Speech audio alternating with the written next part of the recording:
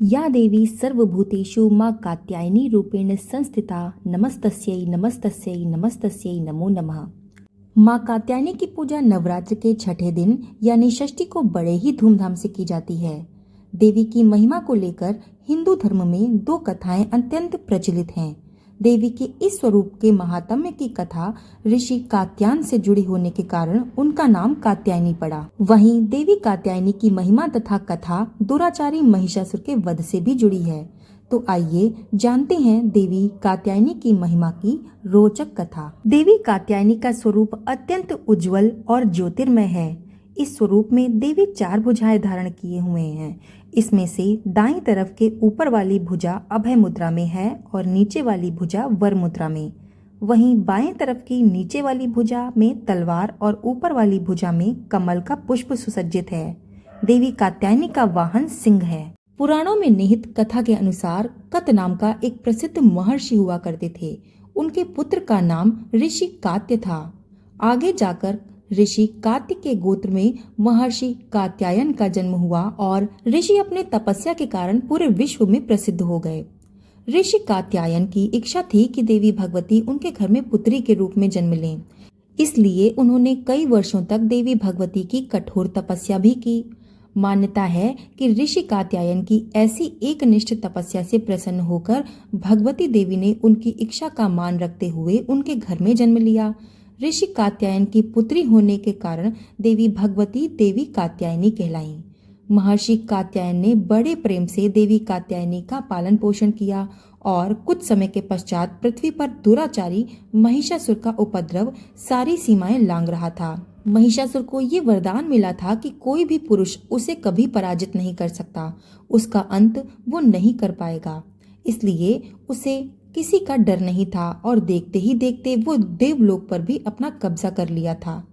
तब भगवान विष्णु, प्रजापति ब्रह्मा और देवादिदेव महादेव ने उसका विनाश करने के लिए अपने तेज से मिलित एक देवी को उत्पन्न किया। मान्यता है कि महर्षि कात्यायन ने ही इस देवी की सर्वप्रथम विधिवत पूजा की थी, इसलिए देवी को कात्यायनी के नाम से जाना जाने लगा।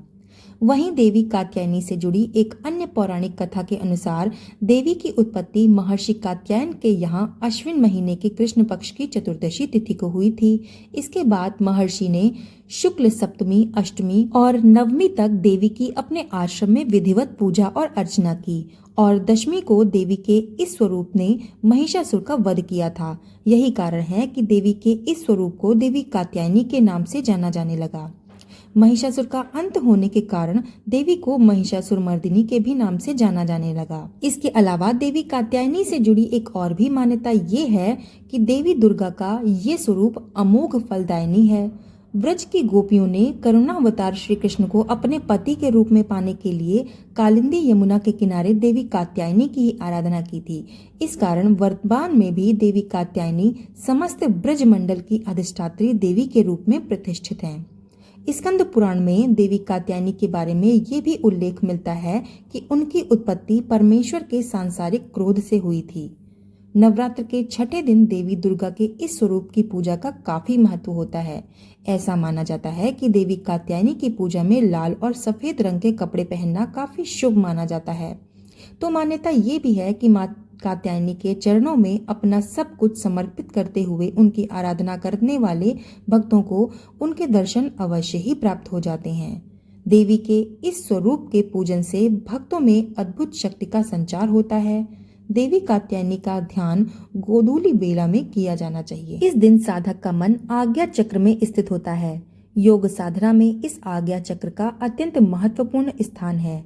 इस चक्र में स्थित मन वाला साधक माँ कात्यायनी के चरणों में अपना सर्वत्र निवेदित कर देता है। माता कात्यायनी की भक्ति और उपासना के द्वारा मनुष्य को बड़ी ही सरलता से अर्थ, धर्म, काम, मोक्ष चारों फलों की प्राप्ति हो जाती है और वो इस लोक में स्थित रहकर भी अलौकिक तेज व प्रभाव से युक्त हो जाता है। उसके रोग, शोक, संताप, भय आदि सर्वथा नष्ट हो जाते हैं। अगर आप अपने जन्म जन्मांतर के पापों को नष्ट करना चाहते हैं तो माँ कात्यायनी की उपासना से अधिक सुगम व सरल मार्ग दूसरा अन्य कोई भी नहीं है। माता की पूजा करते समय माता के इस मंत्र का जाप करना चाहिए।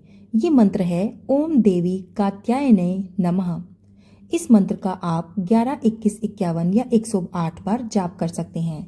ऐसा माना जाता है कि देवी कात्यायनी को शहद अत्यधिक प्रिय है, इसलिए नवरात्र के छठे दिन देवी कात्यायनी की पूजा में शहद या शहद से बनी हुई चीजों का भोग लगाना चाहिए। देवी कात्यायनी के विधिवत पूजन के पश्चात महादेव का भी पूजन करने की मान्यता है। अगर आपके विवाह से संबंधित कोई परेशानी है, आपका विवाह नहीं हो रहा है या आपको मनचाहा वर प्राप्त करना है या फिर आपके वैवाहिक जीवन में कोई भी समस्या है, तो ऐसे में आप माता कात्यायनी की पूजा आराधना कर सकते हैं। ऐसा करने से आपके विवाह और वैवाहिक जीवन में जो भी समस्याएं हैं वो दूर हो जाती हैं। देवी दुर्गा के कात्यायनी अवतार की कथा हमें ये सीख देती है कि अगर भक्ति और संकल्प सच्चा हो तो परम प्रकृति की कृपा सदैव बनी रहती है। जिस प्रकार महर्षि कात्यायन के एकनिष्ठ तपस्या से प्रसन्न होकर देवी दुर्गा ने उनकी इच्छा और तपस्या का मान रखा, उसी प्रकार मनुष्य को भी अपनी भक्ति, निष्ठा और संकल्प के पथ पर अविचल होकर रहना चाहिए। तो यहाँ पे ये कथा समाप्त होती है। आगे की कथाएं भी हम नियम पूर्वक अपने चैनल पर अपलोड करते रहेंगे, तो आप एक बार हमारे चैनल पर विजिट जरूर करिएगा।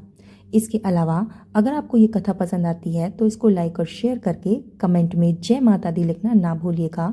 तो चलिए मिलते हैं नवरात्र की अन्य कथा के साथ, तब तक के लिए धन्यवाद।